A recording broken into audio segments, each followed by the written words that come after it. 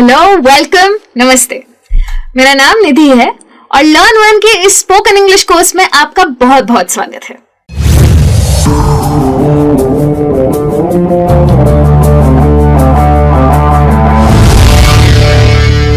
पिछली बार जब मैं आपसे मिली थी तो मैंने आपको काफी कुछ बताया था कि इस कोर्स में आप क्या क्या सीखने वाले हैं। तो आज मैं आई हूं आपसे वो सारे वादे पूरे करने और बहुत ही सिंपल चीज से शुरुआत करने वाली हूं। आज का जो क्लास है उसे हम कहते हैं understanding simple commands and sentences. नाम काफी बड़ा है लेकिन टेंशन मत लीजिए, चीज बहुत सिंपल है। मुझे पता है आप तो यूं सीख जाएंगे क्योंकि इसके नाम में ही सिंपल है। तो पहले बात करते हैं सेंटेंसेस की। अब ये सेंटेंसेस क्या होती है? सेंटेंसेस मतलब वाक्य। लेकिन ये वाक्य क्या होता है? किसी भी भाषा में जब हम अपने विचार को, अपने थॉट्स को दूसरों तक पहुंचाना चाहते हैं तो हम यूज करते हैं लैंग्वेज का, यानी कि भाषा का। लेकिन हम उनके ऊपर शब्द इस तरह फेंकते थोड़ी है। हम तो शब्दों को साथ में जोड़ के कुछ सेंस बने ऐसी बात करते हैं। तो वो सेंस बनाने के लिए जो हम यूज करते हैं उसको बोलते हैं सेंटेंस। अब सेंटेंस के भी बहुत सारे अलग अलग टाइप्स होते हैं, काफी प्रकार होते हैं। लेकिन जैसे कि ये सेंटेंस यहां ले लीजिए, poor John lost his watch. अब यहां पे ध्यान से देखिएगा, पुअर का मतलब यहाँ पे गरीब नहीं है, पुअर का मतलब है बेचारा। बेचारे जॉन की घड़ी खो गई। तो जब मैं आपको ये इंफॉर्मेशन दे रही हूं तभी भी मैं सेंटेंस यूज कर रही हूं। हो सकता है मैं आपसे कोई सवाल पूछना चाहूं तो भी मैं सेंटेंस यूज करूंगी। हो सकता है मैं आपको कोई कमांड देना चाहूं, कोई ऑर्डर देना चाहूं, तभी भी मैं ये सेंटेंसेस यूज कर सकती हूँ। या फिर मैं कोई इमोशन एक्सप्रेस करना चाहूं तभी भी मैं जो यूज करती हूं उसे सेंटेंस ही कहते हैं। तो इन टाइप्स के बारे में तो मैं आपसे जरूर बात करूंगी, लेकिन सबसे पहले मैं आपको बताना चाहती हूं कि ये सेंटेंस जो होती है, ये जो वाक्य होता है, इसके भी पार्ट्स होते हैं। वैसे तो कई सारे पार्ट्स होते हैं लेकिन आज सिर्फ 2 पार्ट्स के बारे में बात करूंगी। एक होता है सब्जेक्ट और दूसरा होता है प्रेडिकेट। बड़े बड़े शब्द हैं लेकिन मतलब बहुत सिंपल है। सब्जेक्ट का मतलब होता है वो चीज जिसके बारे में ये सेंटेंस है, यानी कि सेंटेंस का जो पहले का हिस्सा होता है, जिसके बारे में वो सेंटेंस होती है, उसे कहते हैं सब्जेक्ट। इस केस में यहां पे द मैनेजर, मैनेजर कोई इंसान है, उसके बारे में ये सेंटेंस है। तो जैसे ही मैं कहती हूं द मैनेजर, आप समझ जाते हैं कि यहां इस सेंटेंस का मेन हीरो है द मैनेजर। और प्रेडिकेट वो चीज होती है जो कि हमें उस मैनेजर के बारे में बताए, यानी कि सब्जेक्ट के बारे में बताए। तो सब्जेक्ट के बारे में जब भी हमें कुछ पता चलता है तो वो सेंटेंस के आखिरी हिस्से से पता चलता है, इसीलिए उस हिस्से को हम कहते हैं प्रेडिकेट। अब जैसे कि आपके सामने यहां एक सेंटेंस है। सेंटेंस है the cat is sleeping in the room. अब आप इस सेंटेंस को देखिए। सेंटेंस किसके बारे में है? कैट के बारे में। तो कैट हो गई क्या? सब्जेक्ट। कैट कर क्या रही है? कैट कमरे में सो रही है। The cat is sleeping in the room. तो is sleeping in the room हो गया हमारा प्रेडिकेट। वैसे ही अगर आप एक दूसरी सेंटेंस देखें, ही रीड्स। ही कौन है? वैसे तो ही एक प्रोनाउन है, हो सकता है उनका नाम जॉन हो। मुझे जॉन बार बार नहीं कहना, इसलिए मैं कह रही हूं ही। इसके बारे में जरूर बात करेंगे, चिंता मत कीजिए। लेकिन अभी के लिए ही हो गया हमारा सब्जेक्ट, क्योंकि कर्ता कौन है? ही। क्या कर रहा है? ही पढ़ रहा है। तो ये जो रीड्स है वो बन गया मेरा प्रेडिकेट। अगर आप इतना समझ चुके हैं तो आप रेडी हैं एक और कॉन्सेप्ट सीखने के लिए, और वो है पंक्चुएशन मार्क्स। अब ये पंक्चुएशन मार्क क्या होता है? किसी भी सेंटेंस के एंड में अगर मैं बताना चाहती हूं कि अब मुझे रुकना है, एक विचार हो गया, रुकूंगी, तब मैं यूज करती हूं फुल स्टॉप। फुल स्टॉप को इंग्लिश में कहते हैं पीरियड और हिंदी में कहते हैं पूर्ण विराम। तो अगर मैंने आपको कोई इंफॉर्मेशन दे दी, जैसे कि मैंने आपको कह दिया I am going to the zoo या I am going to the office, तो आप देख रहे हैं ना, जब मैं जू और ऑफिस कह रही हूं तो मैं रुक रही हूं, 2 सेकंड का पॉज ले रही हूं। इस पॉज को कहते हैं फुल स्टॉप। यहां इस वीडियो में आप देख सकते हैं कि मैंने सेंटेंस के एंड में एक डॉट लगाया है। ये डॉट को ही कहते हैं फुल स्टॉप। तो अगर मैं आपसे कहूं कि मुझे पेंसिल दो या फिर मुझे जरा पेंसिल दीजिए, तो भी मैं आखिरी वर्ड के बाद जब रुक रही हूं तो उसे कहते हैं फुल स्टॉप। फुल स्टॉप अब क्यों यूज करना चाहिए? बहुत इंपॉर्टेंस है इसका। जैसे कि आपके सामने ये एक पैराग्राफ है, अगर आप ध्यान से देखें तो इस पैराग्राफ में कोई फुल स्टॉप नहीं है। उसका मतलब कि इस पैराग्राफ में हमें कहीं रुकना ही नहीं है। अगर बिना रुके पढ़ना है तो मैं तो थक जाऊंगी, पर कोशिश करती हूं।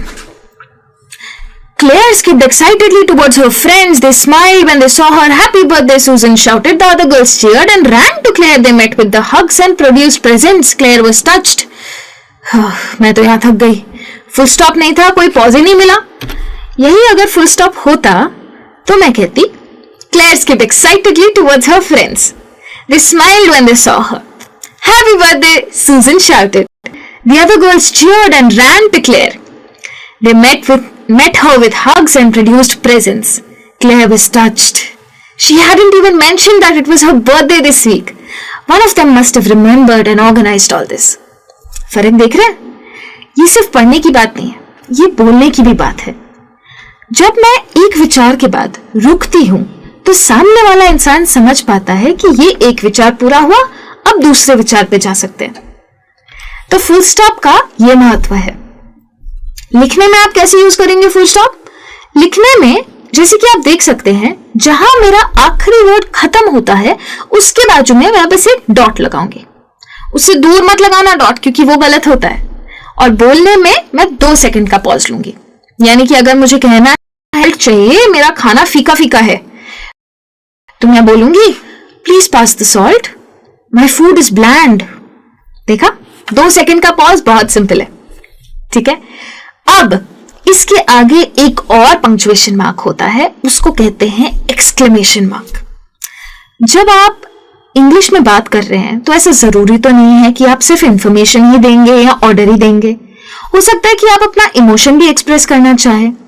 अगर आप गुस्सा एक्सप्रेस करना चाहते हैं या आप बहुत खुश हैं, ऐसी कोई चीज एक्सप्रेस करना चाहते हैं, या फिर आप उदास हैं, शायद दुखी हैं, तो हम यूज करेंगे एक्सक्लेमेशन मार्क का।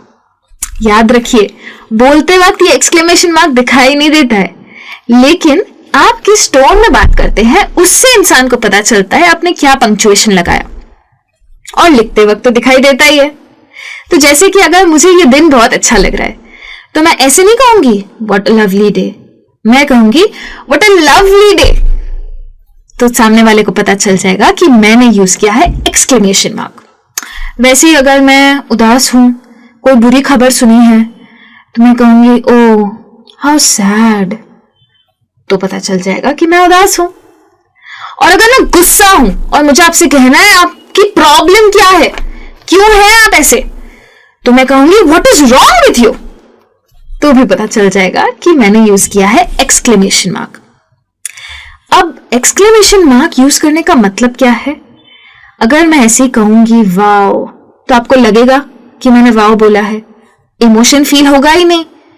इसलिए कहना जरूरी है कि वाओ कितनी अच्छी ड्रेस पहनी है। वो काम है एक्सक्लेमेशन मार्क का। फुल इमोशन आपका एक्सक्लेमेशन मार्क में शो हो जाता है। और इसके बाद आप एक्सक्लेमेशन मार्क यूज कैसे कर सकते हैं? एक्सक्लेमेशन मार्क हमेशा कोई ऐसे स्ट्रॉन्ग कमांड के एंड में यूज कीजिए, या फिर कोई ऐसी सेंटेंस में यूज कीजिए जहां पे आपका कोई इमोशन है, शायद गुस्सा, शायद खुशी, शायद उदासी, पर कोई इमोशन आना चाहिए उसमें। बिना इमोशन के एक्सक्लेमेशन मार्क यूज नहीं करना चाहिए।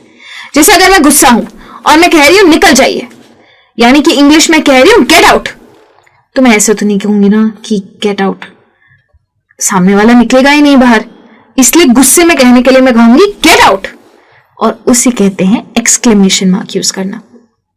यहां अगर मैं शायद बहुत सरप्राइज्ड हूं, बहुत ही आश्चर्यचकित हूं, तो मैं कहूंगी हाउ इज दिस पॉसिबल, ये कैसे मुमकिन है, तो वो हो गया एक्सक्लेमेशन मार्क। अगर आप एक्सक्लेमेशन मार्क का मतलब समझ चुके हैं तो क्वेश्चन मार्क तो बहुत आसान है। क्वेश्चन मार्क नाम से ही पता चल रहा है कि क्वेश्चन के आगे क्वेश्चन मार्क लगाएंगे। क्वेश्चन मतलब क्या? सवाल। तो सवाल के आगे आप ये इस तरीके तरीके का दिखने वाला सिंबल लगाएंगे। जैसे अगर मुझे आपसे पूछना है, आप मेरे साथ जू चलेंगे, तो आप देख रहे हैं कि मैं लास्ट के वर्ड के आगे कैसे बात कर रही हूं, would you like to go to the zoo. एक सवाल आ रहा है अंत में, तो उसे कहते हैं क्वेश्चन मार्क। लिखत में तो आप देख ही सकते हैं कि क्वेश्चन मार्क कैसे यूज करना है, लेकिन बात यह है कि अगर मैं क्वेश्चन मार्क नहीं डालूंगी तो किसी को पता ही नहीं चलेगा कि मैंने उनसे सवाल पूछा है। जैसे कि अगर मैं कहूंगी कहां जा रहे हो, तो पता ही नहीं चलेगा कि मैं सवाल पूछ रही हूं। हाँ, मेरे शब्द तो कह रहे हैं कि कहां जा रहे हो, लेकिन जब तक मैं टोन नहीं डालूंगी एंड में, तब कोई जवाब कैसे देगा मुझे। तो मुझे पूछना पड़ेगा वेयर आर यू गोइंग, तब कोई जवाब देगा आई एम गोइंग होम। ठीक है, तो पंक्चुएशन मार्क का तो ये इंपॉर्टेंस है। अब बात करते हैं मुद्दे की, यानी कि हमारी सेंटेंसेस की। अब जब सेंटेंस की बात करूं तो सेंटेंसेस तो बहुत सारे प्रकार की होती है। एक सेंटेंस होती है डिक्लेरेटिव सेंटेंस। अब ये डिक्लेरेटिव क्या होता है? जिस सेंटेंस में आप किसी को कुछ बता रहे हैं, यानी कि कुछ डिक्लेयर कर रहे हैं, या फिर आप किसी को कोई इंफॉर्मेशन दे रहे हैं। हो सकता है आपको कुछ पता है, आप किसी और को बता रहे हैं। हो सकता है आप अपने प्लान्स के बारे में किसी और को बता रहे हैं। तो उस सेंटेंस को कहते हैं डिक्लेरेटिव सेंटेंस, यानी कि स्टेटमेंट, सिंपल वाक्य। इस सेंटेंस को, जैसे कि मैंने बताया, हम फुल स्टॉप से एंड करते हैं। जैसे मैं बताना चाहती हूं कि मेरी मम्मी बीमार है, तो मैं कहूंगी माई मदर इज सिक, तो ये हो गई स्टेटमेंट। या फिर मेरे सर में दर्द है, तो मैं कहूंगी आई हैव अ हेडेक, तो ये हो गया सिंपल सेंटेंस, यानी कि डिक्लेरेटिव सेंटेंस। उसके बाद आते हैं इंटरोगेटिव सेंटेंस। अब ये इंटरोगेटिव सेंटेंस क्या होता है? नाम बहुत बड़े बड़े हैं अंग्रेजी में, लेकिन मतलब इनके बहुत आसान है। याद है मैंने आपसे क्वेश्चन मार्क की बात की थी? तो ये इंटरोगेटिव सेंटेंस, ये क्वेश्चन मार्क वाली सेंटेंस होती है, यानी कि सवाल पूछने को इंग्लिश में कहते हैं इंटरोगेटिव सेंटेंस। तो हो सकता है कि आप किसी से इंफॉर्मेशन मांग रहे हैं, या आप किसी से कोई रिक्वेस्ट कर रहे हैं, शायद आप चाहते हैं कि कोई और आपके लिए कुछ कर दे, तो आप उनसे पूछेंगे। जब आप पूछना चाहते हैं तब आप इंटरोगेटिव सेंटेंस यूज करते हैं। जैसे कि मैं आपसे पूछना चाहती हूं आप ठीक तो है, तो मैं कहूंगी आर यू ओके। देखना, डिक्लेरेटिव सेंटेंस और इंटरोगेटिव सेंटेंस बहुत अलग अलग है। इंटरोगेटिव सेंटेंस बनाने का तरीका भी अलग है। अगर मैं आपसे पूछना चाहती हूं आपको ये पसंद आया, तो मैं कहूंगी डिड यू लाइक इट, और मैं लगाऊंगी एंड में क्वेश्चन मार्क। इंटरोगेटिव सेंटेंसेस के बारे में और काफी बातें करने वाली हूं आपसे आगे, लेकिन अभी हमें बढ़ना है एक्सक्लेमेशन सेंटेंसेस पे। एक्सक्लेमेशन सेंटेंसेस मेरी तो फेवरेट टाइप की सेंटेंसेस है, क्योंकि इंसान का इमोशन तो इन्हीं सेंटेंसेस में दिखता है। तो जैसे कि मैंने कहा आप मुझे बहुत पसंद है, मैं बहुत खुश हूं, या मैं बहुत गुस्सा हूं, तो मैं यूज करूंगी एक्सक्लेमेशन सेंटेंस। और याद है मैंने पंक्चुएशन की बात की थी, एक्सक्लेमेशन मार्क, एक डंडी और छोटा सा फुल स्टॉप, उसे कहते हैं एक्सक्लेमेशन मार्क। तो अगर मुझे आपको बर्थडे विश करना है, तो मैं कहूंगी हैप्पी बर्थडे विनय, तो ये हो गया एक्सक्लेमेशन सेंटेंस। अगर मुझे कुछ बहुत पसंद आ गया है, जैसे किसी का कुत्ता जा रहा था और मुझे पसंद आ गया, तो मैं कहूंगी व्हाट अ क्यूट पपी। और अगर मुझे कहना है कि तुम्हारी हिम्मत कैसे हुई ये बोलने की, तो मैं कहूंगी how dare you say that, तो मैंने यूज की है एक्सक्लेमेशन सेंटेंसेस। या फिर गुस्से में कहना चाहती हूं मुझे बीच पे नहीं जाना, तुम बहुत अच्छे हो, तो मैं कहूंगी I don't want to go to the beach, you are amazing. देख रहे हैं फर्क? गुस्सा और खुशी, ये दोनों एक्सप्रेस करने का कैपेबिलिटी है एक्सक्लेमेशन सेंटेंसेस में। और अब बात करते हैं चौथी और आखिरी सेंटेंस की, जो कि है इंपेरेटिव सेंटेंसेस। इसका भी नाम बहुत बड़ा है, मतलब बहुत आसान है, इसे कहते हैं कमांड्स। अगर आप किसी को कोई इंस्ट्रक्शन दे रहे हैं या ऑर्डर दे रहे हैं या किसी से कुछ डिमांड कर रहे हैं, जैसे कि मैंने आपसे कहा था ना थोड़ी देर पहले, पास मी द सॉल्ट, तो मैं आपसे कुछ मांग रही हूं, लेकिन मैं दे रही हूं आपको इंस्ट्रक्शन, आपको मुझे सॉल्ट देना है, बस, तो उसे कहते हैं कमांड। ये जो कमांड्स होते हैं ना, ये बहुत छोटे होते हैं। 5 बजे पहुंच जाना, बी देयर एट 5, तो ये हो गया कमांड। इसमें कोई इमोशन नहीं होता है, जरूरी नहीं है कि आप स्ट्रिक्टली कमांड दें। कमांड देना बहुत सिंपल होता है। आप एकदम शांत स्वभाव से भी कमांड दे सकते हैं। आप बोल सकते हैं कि मेरे लिए रुकना, तो उसका मतलब ये तो नहीं कि आप गुस्सा कर रहे हैं। आप कह सकते हैं वेट फॉर मी, तो हो गया कमांड। कमांड सबसे इजी इसलिए होते हैं क्योंकि ये छोटे छोटे होते हैं और इसके आगे वही आता है जो कि स्टेटमेंट में आता है, यानी कि फुल स्टॉप। बिना इमोशन के बड़ी शांति से किसी को कुछ देना है, इंस्ट्रक्शन देना है, डिमांड रखनी है या फिर ऑर्डर देना है, तो आप यूज करेंगे कमांड्स। रास्ते पे आपने कुछ ऐसे साइंस तो देखे ही होंगे। गवर्नमेंट आपको ऑर्डर दे रही है, रुक जाओ, सिग्नल है, डेंजर है, धीरे चलाओ। रास्तों पर दिखते हैं ना ये साइंस, ये सब है कमांड्स। कभी सोचा था कि रोज आप यही सब देखते हैं लेकिन इसके नाम नहीं पता थे? इंग्लिश ऐसी तो भाषा है, सिर्फ नाम बड़े बड़े हैं लेकिन लैंग्वेज बहुत इजी है। आज हमने देखते देखते 4 चीजों के बारे में सीख लिया। सेंटेंसेस में हमने डिक्लेरेटिव सीख ली, हमने इंटेरोगेटिव सीख ली, एक्सक्लेमेटरी सीख ली और इंपेरेटिव भी सीख ली। सिंपल भाषा में कहूं तो साधारण वाक्य भी सीख लिया, सवाल पूछना भी सीखा, कोई इमोशन दिखाना भी सीखा और किसी को ऑर्डर देना भी सीखा। तो ये 4 टाइप्स की सेंटेंसेस थी। अगर ऐसा कुछ भी है जो आप नहीं समझे हैं या किसी चीज के बारे में सवाल पूछना चाहते हैं तो जल्दी जल्दी जाइए forums.learnone.com पे। आप जानते हैं आपको क्या करना है, कोई भी सवाल पूछ सकते हैं और आप जिस भाषा में चाहें उस भाषा में आपको उस सवाल का जवाब दिया जाएगा। डिस्कशन करना चाहे तो वो भी पॉसिबल है इस फोरम पे। तो किसका वेट कर रहे हो, जल्दी जल्दी जाओ, क्वेश्चंस पोस्ट करो। और अगले टॉपिक के लिए मैं आऊंगी आपके पास कुछ ये सारी बातें करने के लिए। मैं आपसे बात करूंगी क्वेश्चंस कैसे बनाने हैं, बताया था ना, इंटरोगेटिव सेंटेंसेस के बारे में बात करेंगे।